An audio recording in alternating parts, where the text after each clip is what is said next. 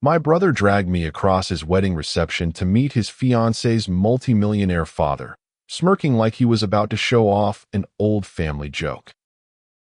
"This is Ethan," Blake said, one hand clamped on my shoulder. "Our family failure." My mother laughed softly and added, "We don't brag about him." The people around us smiled because they thought they were supposed to. I didn't. I had heard versions of that sentence my whole life. Computer kid. Quiet one. Awkward one. The brother who couldn't work a room. The son who made everyone's eyes glaze over when he tried to explain what he actually did for a living. So I stood there in my charcoal suit, holding a half-empty glass of sparkling water, and let the insult land without giving my family the reaction they had been trained to expect from me. Then Conrad Vale stopped smiling. That was the first thing I noticed. Not my mother's laugh. Not Blake's hand tightening on my shoulder. Conrad Vale, founder of Vale Capital, the man whose investment was supposed to turn Blake's startup into the next great data infrastructure company, looked directly at me like a missing variable had just dropped into place. His eyes narrowed. Not with suspicion. With recognition. "So it's you," he said quietly. Blake's grin slipped just enough for me to see the panic underneath it. My mother blinked. My father, standing behind her with a bourbon in one hand, finally looked interested. Conrad didn't look at any of them. He kept his attention on me. "Ethan Calder," he said. "Meridian Relay. Atlas Flow Architecture." I nodded once. Yes. The small circle around us went still. Blake tried to laugh. He helped with some early technical stuff years ago. Nothing major. Conrad turned his head slowly toward my brother. "Then you should have no trouble explaining your core load distribution algorithm." Blake opened his mouth. Nothing came out. And in that silence, for the first time in my life, my family realized the failure they had spent years laughing at might be the only reason Blake had anything worth selling. I want to be precise about the trophy because symbols matter. It was crystal. Heavy. Ridiculously polished. Breakout Founder of the Year, Colorado Tech Council 2024. Blake had placed it on the welcome table near the ballroom entrance, between a framed engagement photo and an arrangement of white orchids that probably cost more than my first car. He wanted people to see it. That was the point. The award was not decoration. It was a credential, a shiny object saying, "Believe this man before he speaks." Then Conrad Vale said, "The investment in Orvix is not proceeding." Blake stepped back. Just one step. The kind of involuntary movement a man makes when the floor disappears, but his body has not yet accepted it. His shoulder hit the welcome table. The photo frame tipped first. Then the trophy slid. For half a second, it caught the chandelier light and looked almost suspended, like the room itself was holding its breath. Then it hit the marble. The sound cracked through the ballroom. Crystal does not break softly. The base split from the column. One jagged piece spun across the floor and stopped near Conrad's dress shoes. The engraved plate landed face up between him and Blake. Founder. Readable from 10 feet away. No one laughed. No one moved. 200 people stared at that word lying broken on the floor, and I remember thinking the trophy had only done what the company was about to do. It had met the weight of the truth. Conrad looked at me. "We'll talk Monday," he said. "Have your documentation ready." "It's already ready," I said. It had been ready for 4 years. My name is Ethan Calder. I am 34 years old, and I am a principal systems architect at Meridian Relay in Denver, Colorado. That title means nothing to my family. To them, I work in computer stuff. That is the phrase my mother uses when someone asks what I do, and she wants the conversation to move on before it becomes inconvenient. Computer stuff. As if I spend my days restarting printers in a basement. What I actually do is design distributed infrastructure for high-volume transaction routing. My primary system is called Atlas Flow, a real-time processing engine that handles logistics and payment events across 14 states. On an average day, Atlas Flow processes around 520 million events. Truck routes, fuel authorizations, warehouse transfers, retail payment confirmations, compliance pings. Thousands of companies touch the system without ever knowing my name, which is fine. Good architecture is supposed to disappear when it works. Nobody notices the bridge when it holds. If you bought gas in Kansas, moved freight through Nebraska, processed a same-day delivery in Colorado, or swiped a card at a distribution hub anywhere in our network, something I designed probably touched that transaction for a fraction of a second. My family does not know that. Not because I hid it. Because they never asked long enough to hear the answer. At holidays, I learned to compress my work into smaller and smaller sentences. I build data systems. I work on transaction routing. I help companies move information faster. By the third sentence, my father's eyes would already be looking for Blake. Blake could say words like founder, market capture, seed round, disruptive platform, and everyone at the table would lean in like he had just brought fire down from a mountain. I could explain the system that made those platforms possible, and my mother would smile politely. Then she would say, "That's Ethan. He's always been our technical one." Technical. Not brilliant. Not accomplished. Not the architect. Just technical. Like a tool they kept in a drawer until someone more interesting needed it. Blake was 4 years older than me. That mattered in ways people who grew up in normal families might not understand.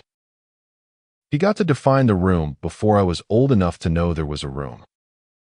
By the time I started forming opinions, Blake already had a role. Baseball captain. Student council speaker. The son adults described as magnetic because saying manipulative would have made dinner uncomfortable. He was handsome in an effortless way that made people forgive him before he finished apologizing. He knew exactly when to touch someone's shoulder, when to lower his voice, when to say a person's name like he had been waiting all day to see them. Teachers liked him. Coaches defended him. My parents studied him like investors watching a stock rise. When Blake promised something, people believed him. When it did not happen, they remembered how good he had sounded when he promised it. That was his real talent. Not building. Not finishing. Not understanding the machinery under the words. He could make absence look like vision. He could make delay look like strategy. He could make someone else's work sound like proof that he had been right all along. My father called it leadership. My mother called it charisma. I called it legible. Because once you stopped being dazzled by Blake, the pattern was not hard to read. He needed people. Not emotionally. Functionally. He needed someone to write the paper, run the numbers, fix the system, build the thing. Then he needed a room where he could stand in front of it and make everyone believe the thing had come from him. I learned that early. I just did not learn it early enough. I was the opposite kind of child. Not shy exactly. Shy suggests fear of people. I was not afraid of people. I just did not understand why they kept saying things that were technically meaningless and then rewarding each other for it. At 13, I took apart the family desktop because it kept overheating. My mother found the case open on the dining room table and looked at me like I had killed a pet. I fixed it in 40 minutes. Nobody remembered that part. They remembered that I had made a mess. That became the pattern. I could solve the problem, but if the solution required explanation, the room moved on before I finished the first sentence. I got a full scholarship to the University of Colorado Boulder for computer science, then stayed for a master's in distributed systems. I loved it in the quiet, consuming way some people love music or engines or God. Systems made sense. A system did not care if you were charming. It did not reward confidence without function. It either held under load or it failed. That felt honest to me. Home did not. When I came back for holidays, my mother asked about school in the tone people use when they are warming up before the real conversation starts. I learned to compress months of work into harmless little summaries. Network architecture. Large-scale data routing. Reliability engineering. By then, Blake would say something about a pitch meeting or a founder dinner, and the table would swing toward him like it had been waiting for permission. I told myself I did not care. That was mostly true. What I cared about was not applause. It was accuracy. I wanted my family to know who I actually was before they decided I was boring. But they never got that far. They did not dislike my work. They did not know enough about it to dislike it. They simply placed it in a box labeled Ethan's computer stuff and moved on. After a while, being misunderstood stops feeling accidental. It starts feeling maintained. My mother had a way of making cruelty sound like social grace. That was her gift. She never said, "Ethan is less important." She said, "Ethan's our tech one," with a bright little smile, like she was giving me a charming family label instead of sealing me inside a box. She never said, "We do not understand him because we have never tried." She said, "We don't really know what he does," and laughed lightly, inviting the room to forgive her ignorance before anyone could ask why she had chosen to keep it. At charity dinners, country club brunches, open houses, holiday parties, the script changed costumes, but never meaning. Blake was our people person.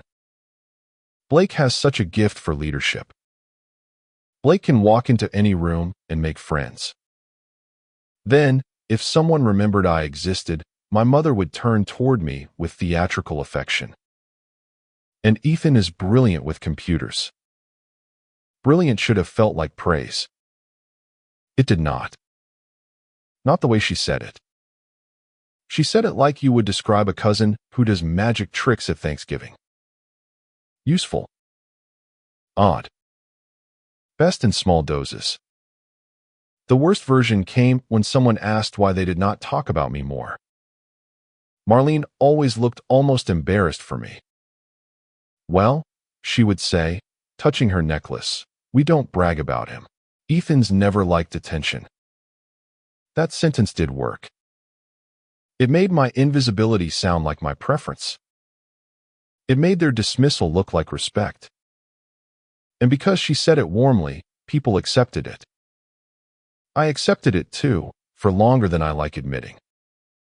Because when your mother shrinks you with a soft voice, you spend years wondering if the cut only hurts because you are too sensitive. I was not too sensitive. I was paying attention. 4 years before that wedding, Blake called me at 11:07 p.m. on a Thursday.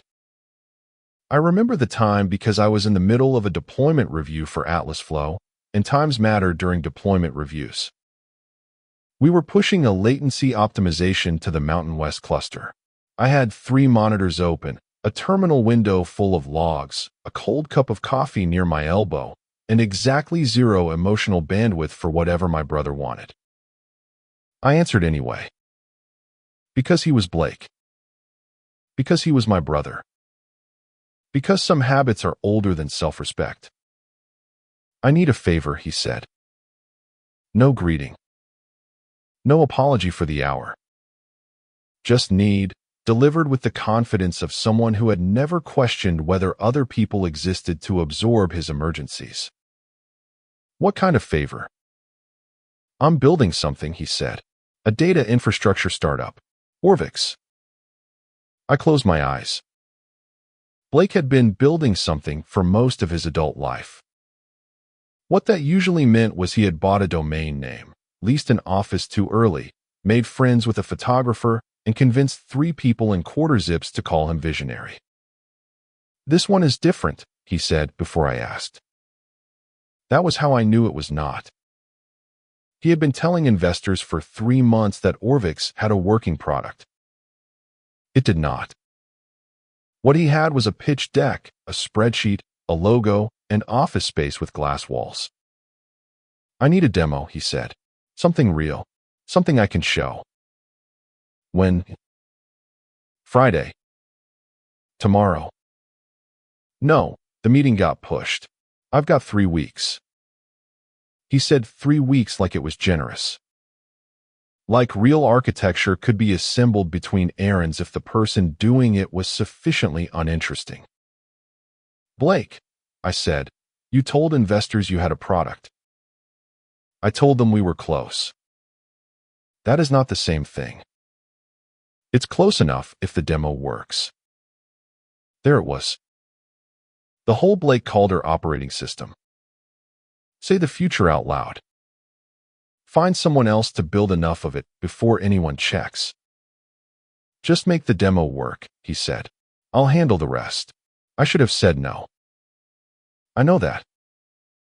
I have known it for 4 years, and I knew it that night too, somewhere under the fatigue and the old family reflex. No would have been clean. No would have been correct. No would have respected every lesson I had learned about Blake Calder by then. But families do not train you to make clean choices. They train you to reach for the same locked door and call it hope. Blake said I would be credited. Co-architect. My name in the product documentation. He said it like it was obvious, like he was almost offended I would need reassurance. "Come on, Ethan," he said. "You're the architecture brain. I'm not pretending otherwise." That sentence did something to me I am not proud of. Because I wanted it. Not the money. Not really. I had a good job. I had savings. I had built things that worked at scale. What I wanted was smaller and more embarrassing. I wanted my brother to say my name in a room and mean it. I wanted my parents to hear founder and architect in the same sentence and understand that I was not the family's strange technical appliance. I wanted one project where Blake stood beside me instead of in front of me. That was the weak point. Not ignorance. Hope. I told myself I was being careful. I told myself I would keep the work separate from Meridian, use my own machine, document everything, protect the boundaries. All of that was true. It just was not the whole truth. The whole truth was that some part of me still believed if I built something valuable enough, my family would finally know where the value came from. So I said yes. I built the demo in 3 weeks. That sentence makes it sound cleaner than it was. It was not clean. It was evenings after 12-hour days at Meridian. It was weekends with delivery containers stacked beside my desk and laundry sitting in the dryer until it wrinkled into something no adult man should have worn to work. It was 2:13 a.m. commits and coffee reheated so many times it stopped qualifying as coffee. I used my personal MacBook Pro. That mattered. Meridian's IP policies were strict, and I respected them. Atlas Flow belonged to Meridian. My work there was protected by contracts, hardware rules, access logs, and the simple ethical fact that I was not going to steal from the company that had actually valued me in order to rescue the brother who had not. So I built Orvix separately. Different architecture. Different routing model. Different scaling assumptions. Different module boundaries. I did not copy Atlas Flow. I did not fork anything from Meridian. I wrote Blake's demo from scratch because, apparently, even when I was being stupid, I still had standards. The system I built was not a toy. That was the mistake people made later when they tried to minimize it as an early prototype. It processed live sample data. It handled routing decisions under simulated load. It had a working ingestion layer, a distribution engine, a monitoring dashboard, and an API structure clean enough that a real engineering team could expand it. I knew that because I designed it that way. Blake checked in every few days with messages like, "How's my miracle coming?" And investors are going to love this, which told me exactly how little he understood about the thing being made. He never asked why I chose one routing pattern over another. He never asked how the failure handling worked. He never asked what would break first under real volume. He only asked whether it would look impressive. After 24 days, I sent him the demo build. It worked. Not because Blake had a product. Because I had built one. Blake brought the consulting agreement to my apartment on a Tuesday night. Already printed. Already signed on his line. That should have told me something. A man who does not like paperwork suddenly arriving with paperwork is either becoming responsible or preparing to use the paper as theater.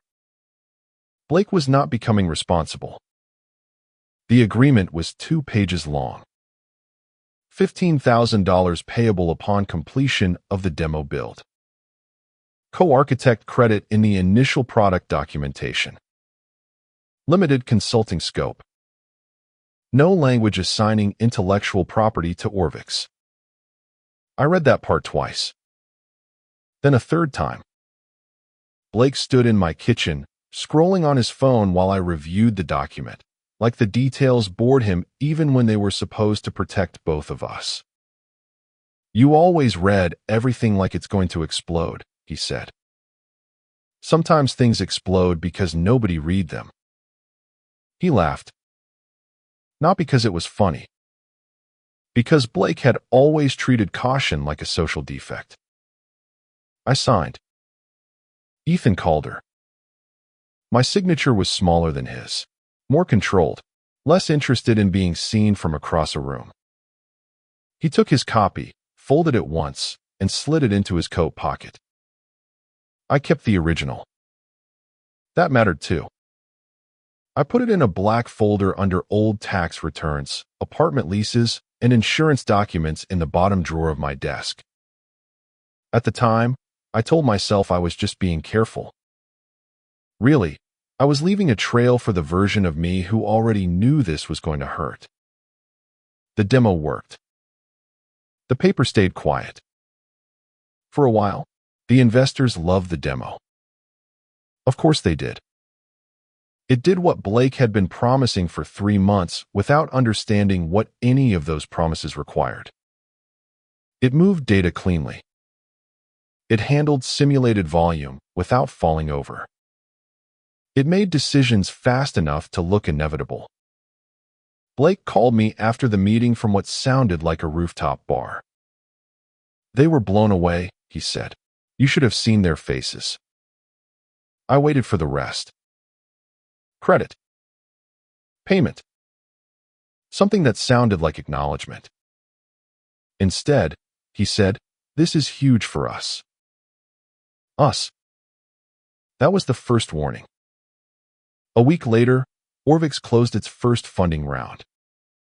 My parents hosted a dinner to celebrate.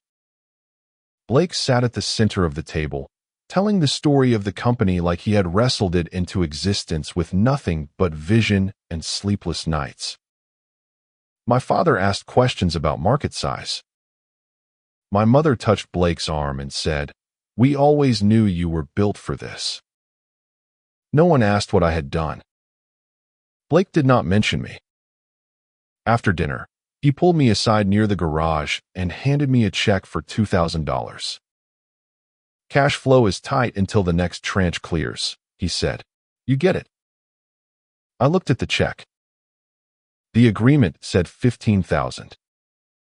"The rest is coming," he added. He said it the way he said everything that was not coming.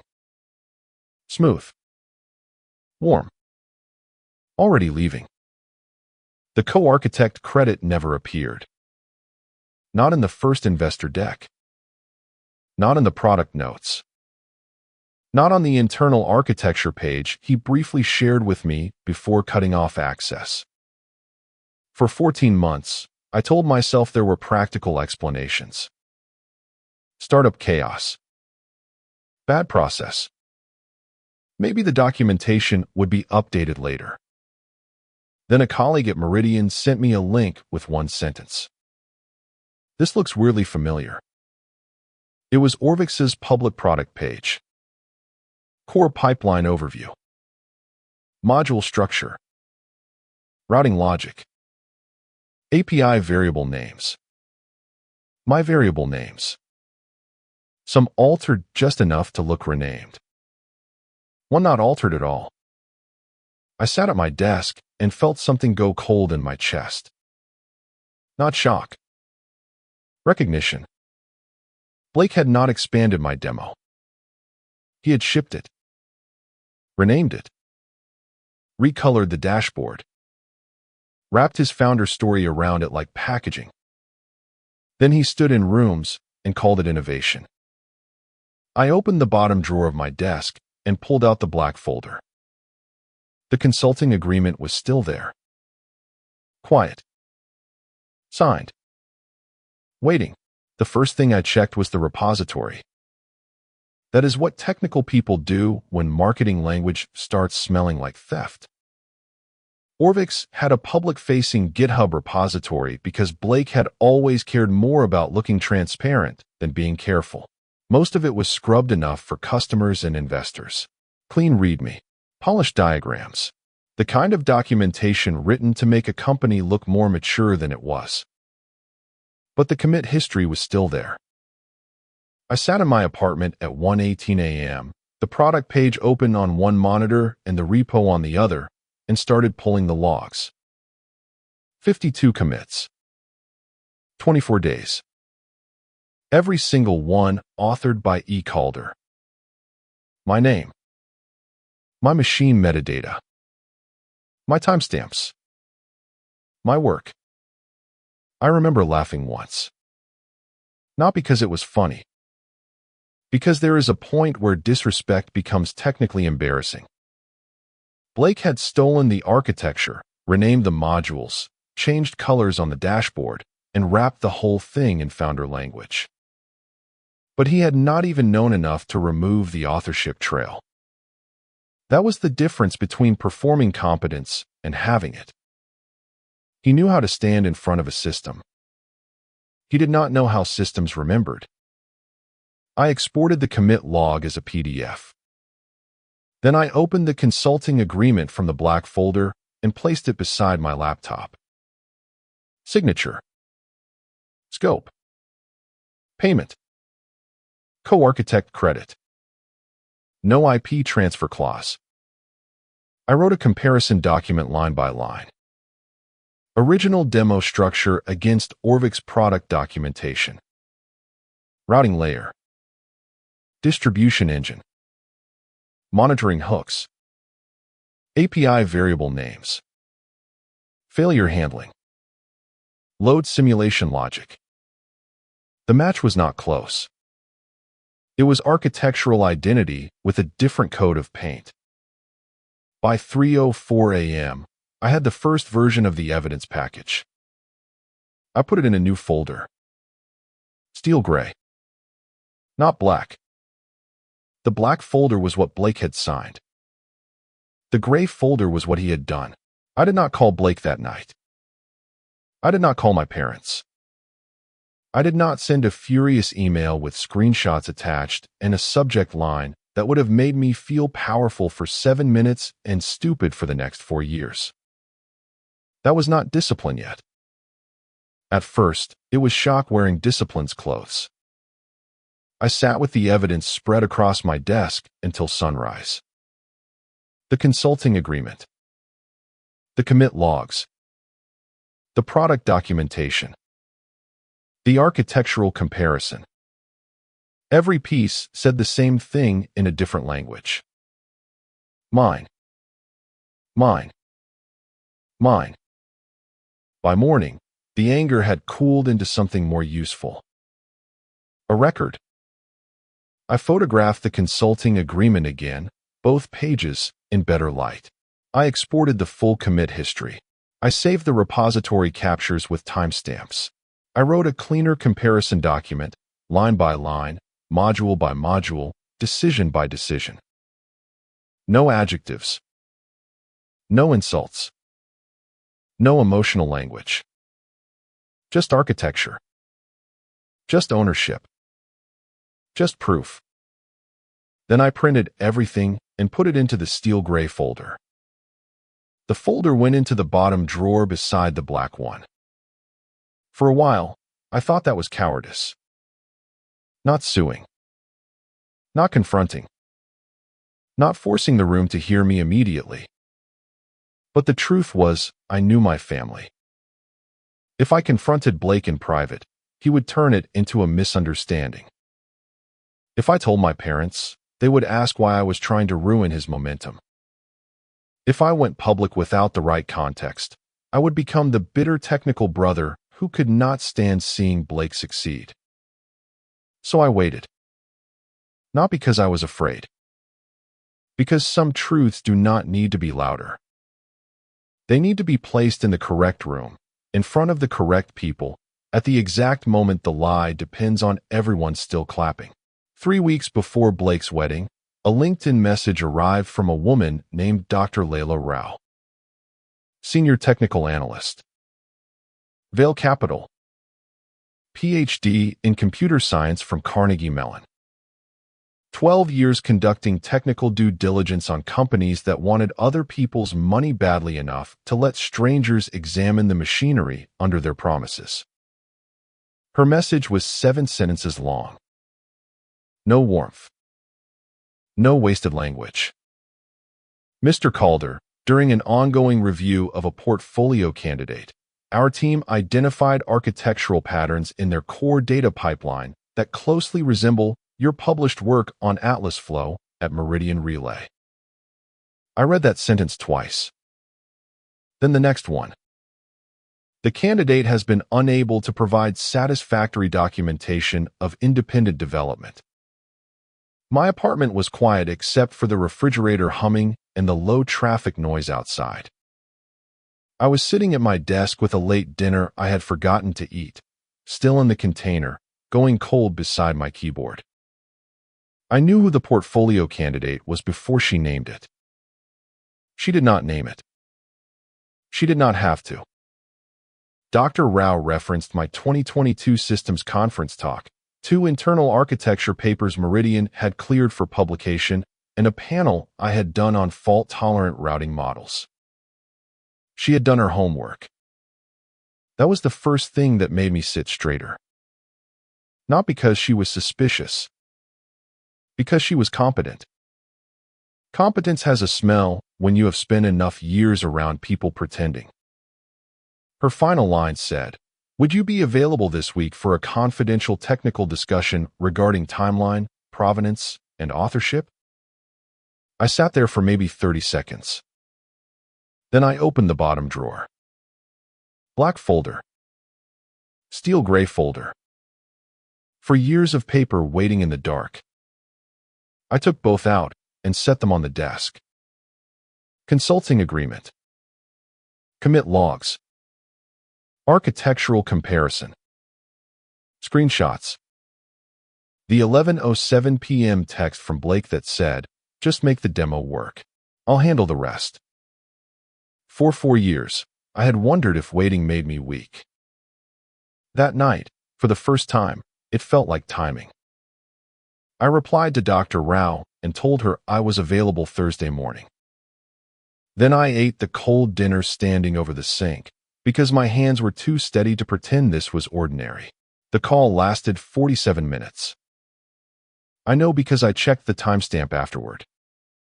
Dr. Layla Rao did not waste the first 5 minutes pretending this was casual. No small talk about Denver weather. No polite remarks about my background. She joined the video call from a conference room at Vail Capital with a notebook open, 2 monitors behind her, and the expression of someone who had already smelled smoke and was now looking for the source of the fire. "Mr. Calder," she said, "I'm going to ask direct questions. I prefer direct questions. For the first time, she almost smiled. She started with timeline. When had Blake contacted me? 11:07 p.m., 4 years earlier, on a Thursday. What did he ask for? A working demo for Orvix, because he had already represented to potential investors that one existed. What did I deliver? A functional data routing prototype with ingestion, distribution logic, monitoring hooks, API structure, and simulated load behavior. What hardware did I use?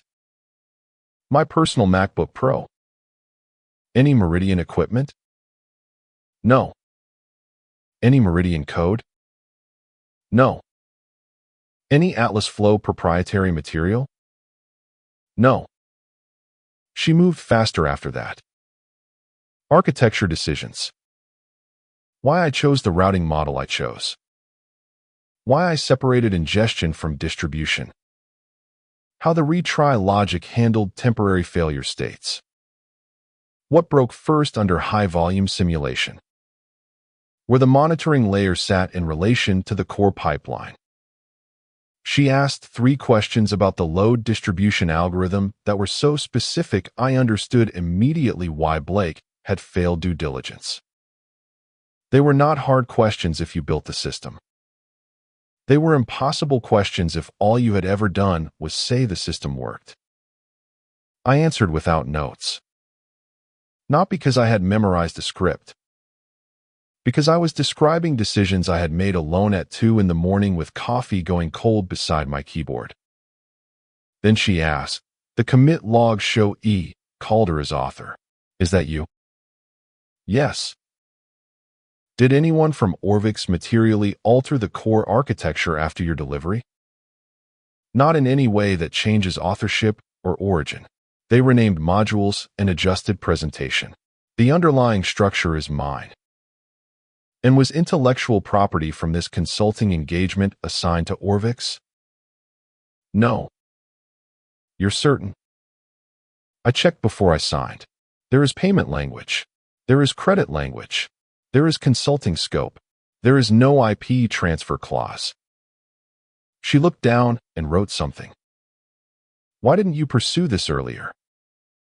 That was the only question that felt less technical. I looked at the black folder beside my laptop. Then the steel gray one. I documented it, I said. I kept everything. For what? For the right room. Dr. Rao stopped writing. Then she said, I'm going to need the full package. I sent the package that afternoon. 15 files. Not one more than necessary. That mattered to me. People think evidence gets stronger when you bury someone under volume. It does not. Good evidence works like good architecture. Clean structure. Clear dependencies. No decorative noise. The first file was the consulting agreement. Both pages. Blake's signature. My signature. $15,000 payable on completion. Co-architect credit. No IP transfer clause. The next file was the exported commit history. 52 commits. 24 days. Every entry authored by E. Calder. Then the architectural comparison. Line by line. Original demo structure against Orvix documentation. Routing layer. Distribution engine. Retry logic. Monitoring hooks. API naming. Load simulation behavior. I included the screenshots from Blake's 11:07 p.m. text. Just make the demo work. I'll handle the rest. I added repository captures with timestamps, product page screenshots, and a 1-page timeline from first call to public launch. The last file was a cover memo. I wrote it in the tone I used for technical incident reports. No anger. No adjectives. No family history. Just facts in chronological order. At 4:36 p.m., I sent everything to Dr. Rao through the secure upload link she provided. 40 minutes later, she replied, "Received. Thank you. We will review and be in touch." That was all. I closed my laptop and sat very still for a while. Then I made dinner. I ate it hot. And that night, for the first time in 4 years, I slept like the drawer was no longer holding its breath. The wedding was held at a private estate outside Colorado Springs, the kind of place with iron gates, mountain views, and a driveway long enough to make arriving feel like admitting someone had more money than they needed. Sophia Vale's family money, obviously. Not Blake's. Blake had attached himself to the venue the same way he attached himself to everything solid, then stood close enough that people assumed the foundation belonged to him. I drove myself in my 2021 Subaru Outback. Charcoal suit. White shirt. No pocket square. I had bought the suit because it fit well and because I liked it, which seemed like a small act of rebellion after my mother called 2 days before the wedding and suggested I wear something simple. "You know," Marlene said, "nothing too severe. This is Blake's day." I looked at the suit hanging on the closet door. "It's gray." "Well," she said, in that careful voice, "you can sometimes look intimidating without meaning to." That was my mother's way of saying, "Please arrive smaller." Blake called the next day. He did not ask if I was coming. He assumed. "Gerald will be there," he said. I already knew that. Conrad Vale was Sophia's father and the founder of Vale Capital. Blake had been orbiting him for months, smiling in photos, repeating phrases like strategic alignment and late-stage confidence, as if saying them near Conrad made them true. "Don't talk about work," Blake said. I leaned back in my office chair. "Why would I?" "I'm serious, Ethan. Gerald likes clean narratives. Orvix needs to stay on Orvix's terms." There it was. Not family terms. Not wedding terms. Orvix terms. "Understood," I said. He heard obedience because that was what he expected from me. What I meant was different. The estate was already full when I arrived. White orchids, champagne trays, a string quartet trying hard not to sound expensive, men in tailored jackets talking about funds and exits, women in dresses that looked effortless in the way expensive things pretend to be effortless.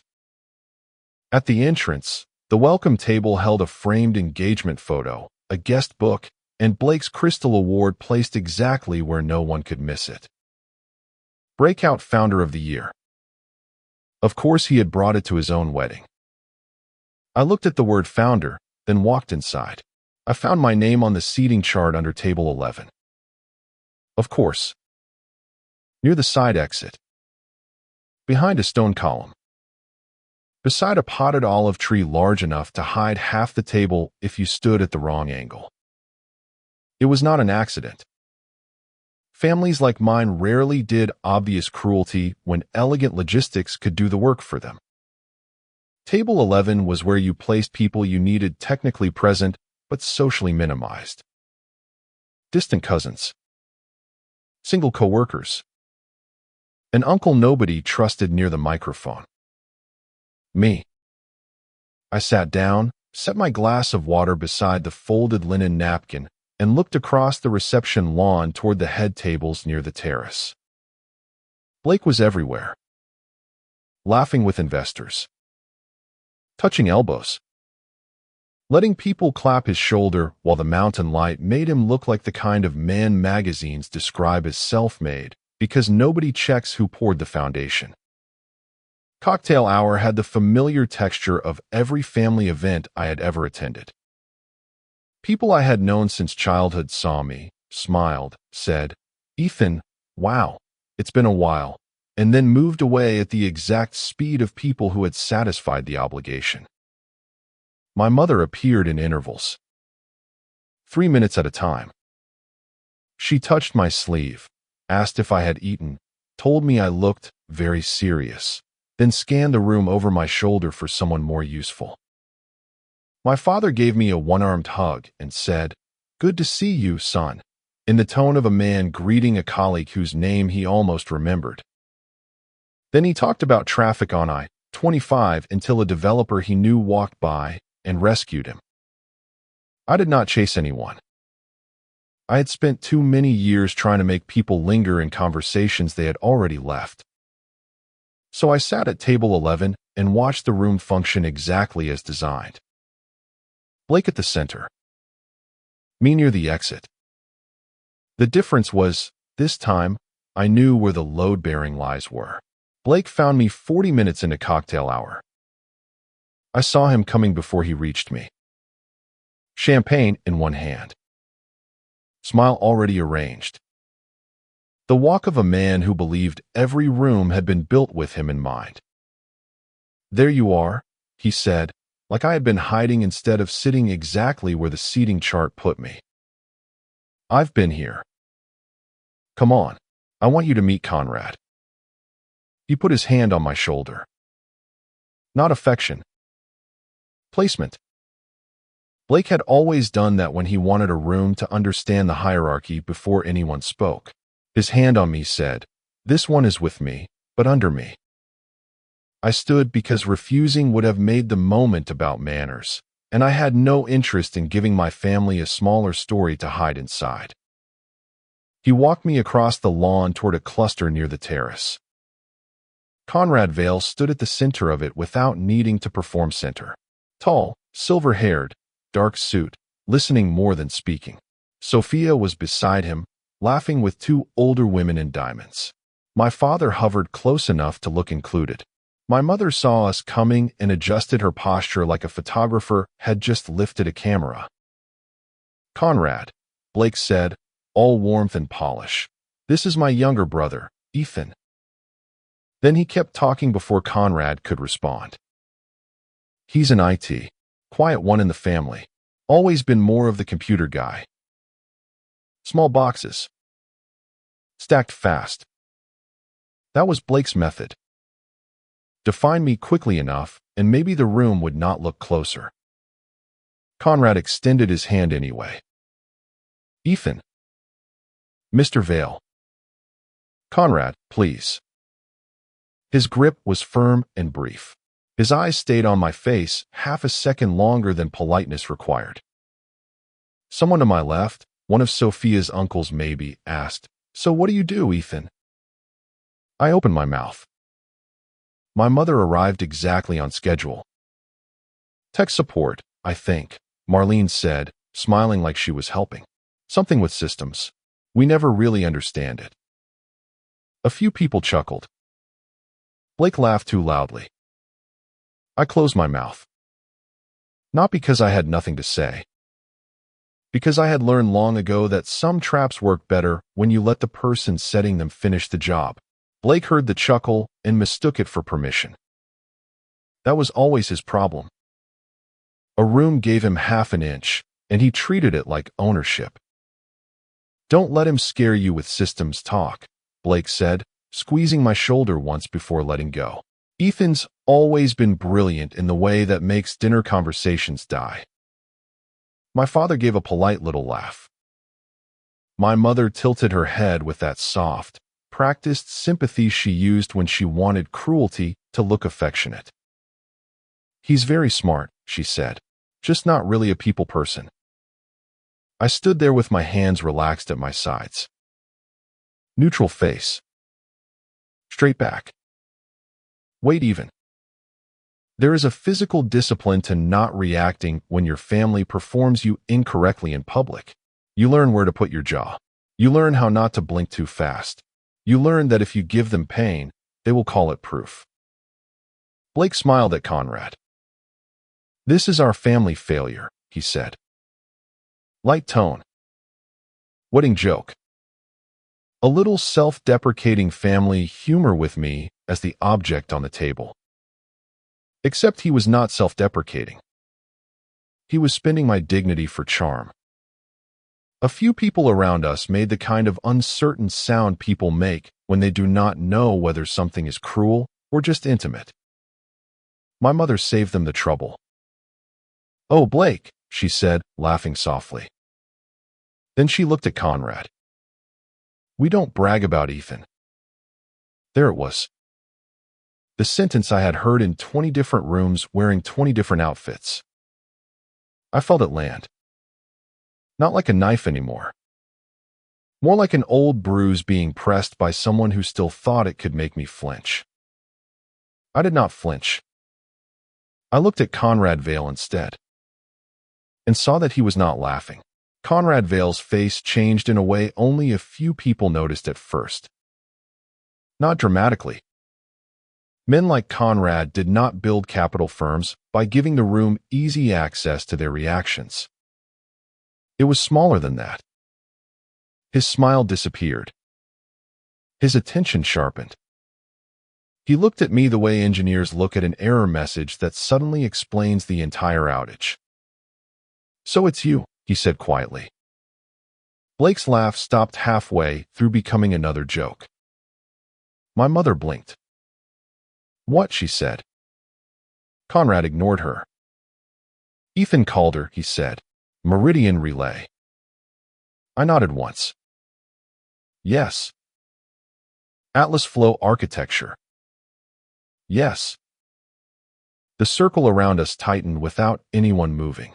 That is what happens when a powerful person names something nobody else in the room understands, but everyone understands must matter. Conrad studied my face. "Your fault-tolerant routing model is running in several of my portfolio companies." 14, I said. His eyebrow moved slightly. 14. Northline Freight migrated in March. Ardent Pay completed integration last quarter. Lattice Medical started routing through the compliance layer 6 weeks ago. For the first time all evening, my father looked directly at me. Not through me. At me. Conrad's mouth twitched like he appreciated precision. "I read your Denver Systems conference paper," he said. "The one on load behavior during regional failover." That was a shortened version. I assumed so. Blake stepped forward. The reflex was immediate. He could feel the room's attention leaving him and moving toward me, and Blake Calder had never tolerated being peripheral to his own performance. "Ethan works on some big back-end stuff," he said quickly. "Very technical, but Orvix is a different model, different vision." Conrad turned to him slowly. "That is interesting." Blake smiled, relieved too early. Then Conrad said, "Because the core architecture your team submitted to my due diligence group appears to share several structural features with Mr. Calder's work." The air around us went still. My mother's face tightened. My father stopped pretending he was only listening casually. And Blake's hand, the one that had been on my shoulder minutes earlier, curled at his side. Conrad did not accuse Blake of stealing. That would have given Blake room to perform innocence. He did something worse. He asked a technical question. "Blake," Conrad said, "walk me through the load distribution algorithm in your core pipeline." Blake's smile stayed on his face for 1 second too long. That was the first failure. Real builders do not smile when someone asks about the load path of their own system. They answer, or they ask which part you want first. Blake did neither. "Well," he said, "the system is designed to optimize throughput across multiple channels." Marketing language. Broad. Smooth. Empty. Conrad waited. "In general terms," Conrad said, "how does it decide where the load goes when one regional node starts degrading?" Blake's eyes moved. Not to Conrad. To me. It was fast. A quarter second, maybe less. But the room saw it because the room was watching him now, and for the first time in Blake Calder's life, attention was not helping him. I did not rescue him. I kept my face neutral. My brother looked back at Conrad. Our team handles the deeper engineering specifics, he said. I focus more on strategy and growth. Conrad nodded once. Not approving. Recording. The core pipeline, he said. Your company's central product. The architecture your valuation depends on. You cannot explain, in general terms, how it distributes load under degradation. Blake's mouth opened. No words came out. Behind him, my mother's expression tightened into something almost maternal, but not toward me. Toward the lie. She wanted to protect the version of Blake that made sense to her. My father stared at the grass. Conrad turned slightly toward me. Mr. Calder, he said, can you answer the question? Yes. I did not look at Blake. The system monitors latency variance and error rates across regional nodes, weights incoming tasks by current degradation risk, then reroutes through a priority queue before full failover is triggered. The important part is that it does not wait for a node to fail. It responds to the shape of failure before the failure finishes happening. Conrad held my eyes. There it was. Not confession. Not drama. Just recognition. He knew who had built it. Conrad's question moved the room toward me. I did not step into it quickly. That mattered. Men like Blake rush into gaps because they are terrified someone else will fill them first. I had spent 4 years waiting for the right gap. When it opened, I spoke carefully. Yes, I said. The core architecture in Orvix's pipeline began as my work. Blake made a sound. Not a word. More like his body trying to object before his brain could assemble language. I did not look at him. 4 years ago, Blake called me at 11:07 p.m. and asked me to build a working demo because he had already told investors Orvix had a product. Conrad did not interrupt. No one did. I built the original architecture over 24 days using my personal machine. No Meridian hardware. No Meridian code. No Atlas Flow proprietary material. My mother whispered, Ethan. I kept going. I have the consulting agreement with Blake's signature. $15,000 on completion. Co-architect credit in product documentation. No IP transfer clause. My father's face changed at that. Not enough for anyone else to call it emotion. Enough for me. I also have 52 commit logs authored by E. Calder, repository captures, timestamp screenshots, and a line-by-line architectural comparison between my demo and Orvix's public product documentation. Blake stepped closer. Ethan, this is not the place. I looked at him then. For the first time all night. That's the first accurate thing you've said. His face went still. This was never the place for the lie. The circle around us had widened. People were listening now, not politely, completely. I turned back to Conrad. Dr. Layla Rao contacted me during your due diligence process. I sent the full documentation package 11 days ago. 15 files. Agreement, logs, comparison, screenshots, timeline, and cover memo. Conrad nodded slowly. As of now, I said, I can document original authorship. I can document limited consulting scope. I can document lack of IP transfer. And I can document that Orvix represented my architecture as its own. Silence held for one clean second. Then Conrad looked at Blake. And the room finally understood where the product had come from. Conrad did not raise his voice. That made it worse. A man like Blake could survive anger. Anger gave him something to charm, dodge, reframe, apologize around. Conrad gave him none of that. He only looked at him with the flat, professional disappointment of someone watching a founder become a liability in real time. The investment in Orvix, Conrad said, is not proceeding. For half a second, nobody reacted. The sentence was too clean for the damage it carried. Then Sophia turned toward Blake. Not dramatically. Just enough. Her face did not collapse. It clarified. That was the word I thought of when I saw her expression. Clarified. Like several things she had been forcing herself not to understand had finally connected. Blake took one step back. Not planned. Not controlled. His body retreating before his ego had approved the movement. His shoulder hit the welcome table. The engagement photo tipped. The white orchids shifted. And the crystal trophy slid off the edge. Breakout Founder of the Year. Colorado Tech Council 2024. It hit the marble and cracked so loudly the sound cut through the string quartet on the terrace. The base broke away from the crystal column. A shard skidded near my shoe.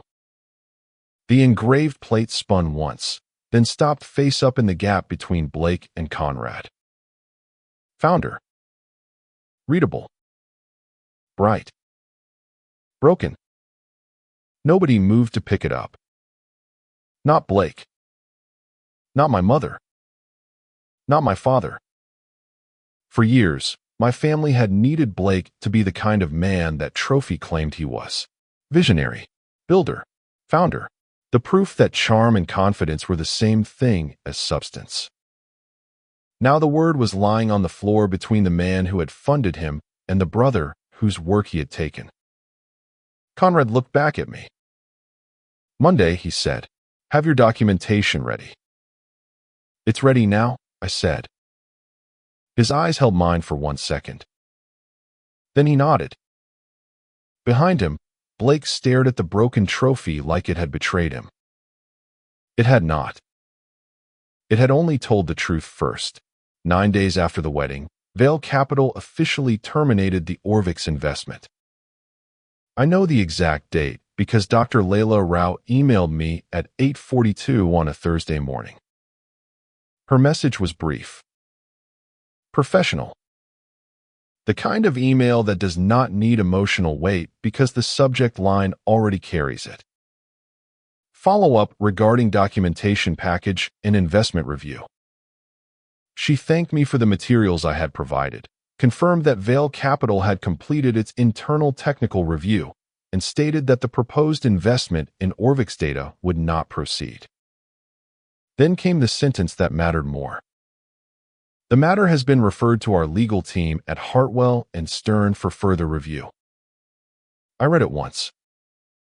Then again. Not because I was surprised. Because for 4 years, the evidence had lived in my bottom drawer like a private weather system. Heavy, quiet, pressurized.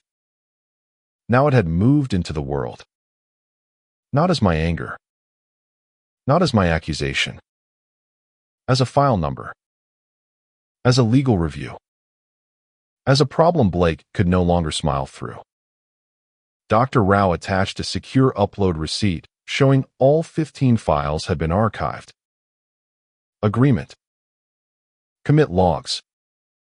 Comparison memo. Screenshots. Timeline. Everything. I closed the email and sat at my desk for a full minute. Then I opened Atlas Flow's performance dashboard. The real system was still running. The fake one had finally started failing. Hartwell and Stern called me the following Monday. The partner's name was Marcus Chun. 19 years in IP litigation. Calm voice. Precise questions. The kind of man who did not sound impressed by anything because his job was to make facts survive expensive disagreement. He asked me to walk through the consulting agreement first. Not the family history. Not Blake. Not the wedding. The document. When was it signed? 4 years ago, Tuesday night, my apartment. Payment amount. $15,000 on completion. Credit language? Co-architect credit in product documentation. Any assignment of intellectual property? No. He paused. Not long. Just enough for the silence to become useful. None at all. None. Then he moved to the commits. 52 entries. 24 days. E. Calder. My authorship signature. My machine metadata. My timestamps. He had the files open while we spoke. I could hear the soft click of his keyboard as he moved through the package. This is unusually clean, he said. That was the first time anyone had said that about the mess my brother made. Clean. Not painless. Not simple. But clean. I had another attorney look at it 8 months ago, I said, before Dr. Rao contacted me. Who? Sandra Bell, Denver IP attorney, 28 years. I know Sandra, Marcus said. If she told you it was clean, she was probably being conservative. I almost laughed. Not because it was funny. Because for 4 years my family had treated my work like background noise, and now 2 attorneys and a technical analyst were discussing it like it had weight, boundaries, ownership. Marcus asked why I had waited. Everyone asked that. I knew what Blake would do if I confronted him privately, I said, and I knew what my family would call me if I raised it without the right documentation in the right room. What would they call you? Bitter. Marcus was quiet. Then he said, documentation makes that harder. Yes, I said. That had been the point all along. The remaining Orvix investors received formal notice the next week. 3 smaller firms had come in during Blake's second funding round, the kind of firms that liked getting close to bigger money and calling it conviction. I was not copied on the notices. I did not need to be. Marcus Chin called me after they went out and said, you should know this is now being treated as a material IP dispute. Material. That word does more damage in investor language than shouting ever could. A founder can explain away tension with a sibling. He can explain away a wedding scene. He can even explain away a broken trophy if the room wants badly enough to keep believing in him. But material IP dispute is different. It goes into records. It affects valuation. It makes counsel ask questions before money moves. 2 of the firms requested emergency calls with Orvix within 48 hours. 1 paused all follow-on discussions. A 3rd asked for documentation of independent development, which, from what Marcus later told me, Orvix could not provide in any form that survived review. 2 months before the wedding, a tech publication had valued Orvix at $18 million. Blake had sent the link to the family group chat with the caption, "Not bad for the family failure, huh?" My mother had responded with 6 champagne emojis. My father wrote, "Proud of you, son." By the end of that month, the phrase attached to Orvix was no longer breakout founder. It was material doubt. I did not celebrate that. I want to be honest about that part. There was no champagne in my kitchen. No victory lap. No screenshot sent back to the family group chat. I just read the update, closed my laptop, and felt the strange quiet of a lie losing market value. My father called 6 months later. Not my mother.